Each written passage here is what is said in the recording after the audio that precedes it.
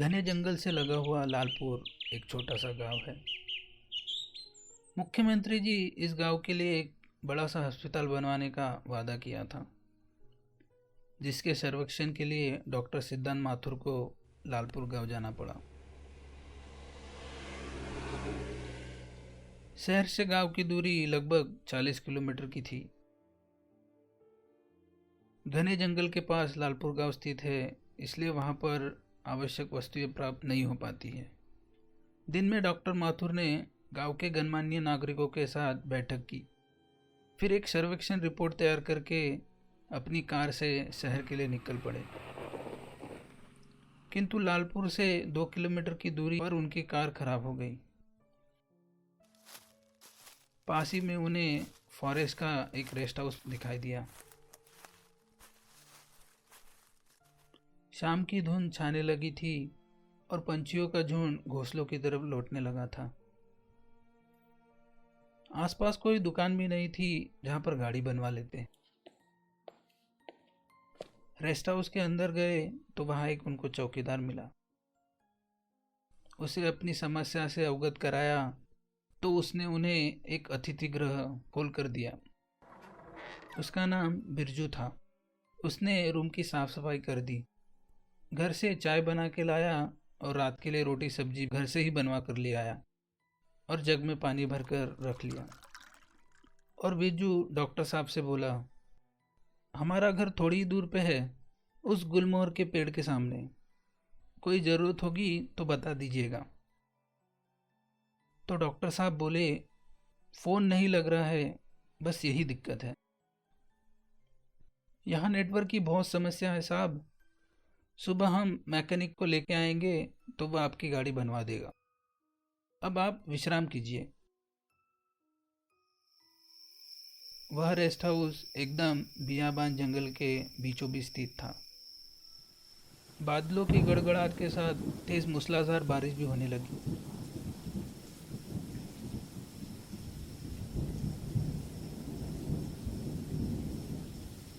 रात में डॉक्टर साहब को नींद भी नहीं आ रही थी, क्योंकि आज की रात बहुत भयानक प्रतीत हो रही थी। सियारों की टोली में मानो जैसे जंग छिड़ी हुई थी।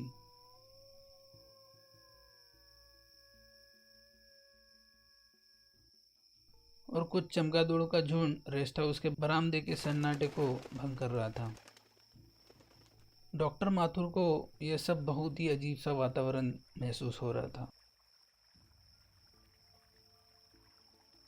उनको पानी के बहने का शोर भी सुनाई दे रहा था।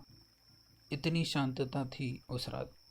उन्हें प्रतीत हुआ कि पास ही में कोई जल प्रवाह है। उनकी आंखों में नींद नहीं थी। करवट बदल बदल के सोने की कोशिश करने लगे। तभी मध्य रात्रि के बीच में बाजू वाले कमरे से किसी के रोने की आवाज़ सुनाई दी और उन्होंने उस कमरे में जाकर देखा तो कोई स्त्री रो रही थी और पलंग पे कोई बच्ची सोई हुई थी। उन्होंने पूछा, इस बच्ची को क्या हो गया है? उस औरत ने घूंघट हटाए धीरे स्वर में कहा, बाबूजी, इसे बहुत बुखार है। उन्होंने उस बच्ची के देह को छुआ तो उसे बहुत तेज बुखार था। बैग से इंजेक्शन निकालकर उसे लगा दिया और उन्होंने अपने बैग से कुछ दवाइयाँ निकालकर उस औरत को दे दिए। और माथुर साहब बोले, देखिए बहन, इसे इंजेक्शन दे दिया है, थोड़ी देर में बुखार उतर जाएगा, ये दवाइयाँ खिला देना। मैं बाजू वाले रूम में ही रुका हूँ, कोई चिंताजनक स्थिति हो तो मुझे आवाज़ दे देना। और हाँ, ये बताओ, इस बच्ची के पिता कहाँ है? तो औरत हल्के आवाज़ में बोली, बाबूजी, वो काम के सिलसिले में शहर गए हुए हैं। ठीक है, मैं अपने रूम में सोने जा रहा हूँ, घबराना मत, सब ठीक हो जाएगा। और डॉक्टर साहब अपने कक्ष की तरफ चले गए।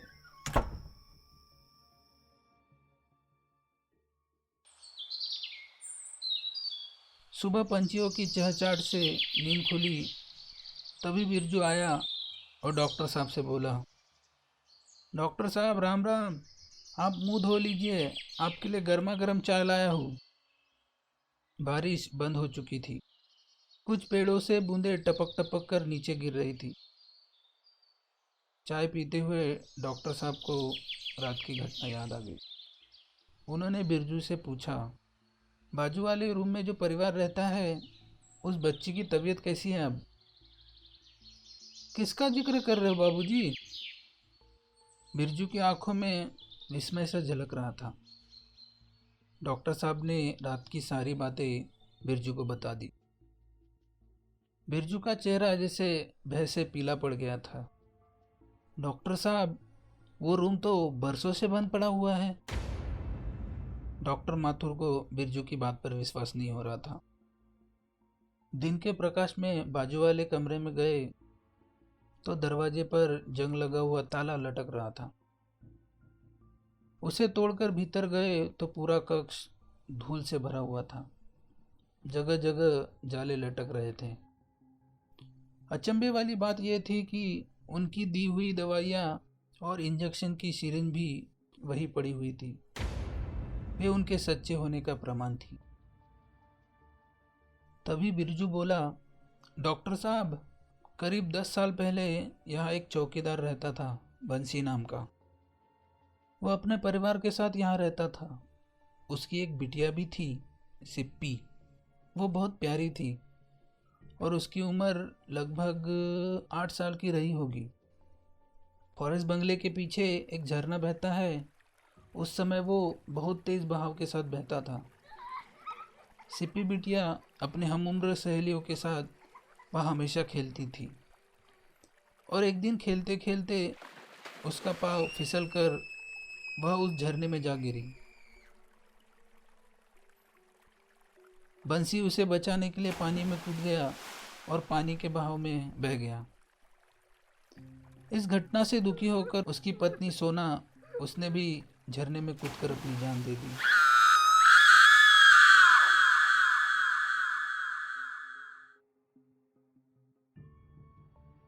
कभी कभी उसकी छाया लोगों को यहाँ दिखाई देती है और लगभग तभी से ये कमरा बंद पड़ा हुआ है। डॉक्टर माथुर विज्ञान के समझ बातों को मानने वाले सुलझे हुए इंसान थे। उसका दिमाग इस समय बहुत उलझ गया था। तभी बिरजू गांव से मिस्त्री को बुलाकर ले आया। उसने आधे घंटे में गाड़ी स्टार्ट करवा दी। डॉक्टर माथुर ने कुछ पैसे अपनी ओर से बिरजू को भेंट स्वरूप दिए, जिसे लेने में वह बहुत संकोच रहा था।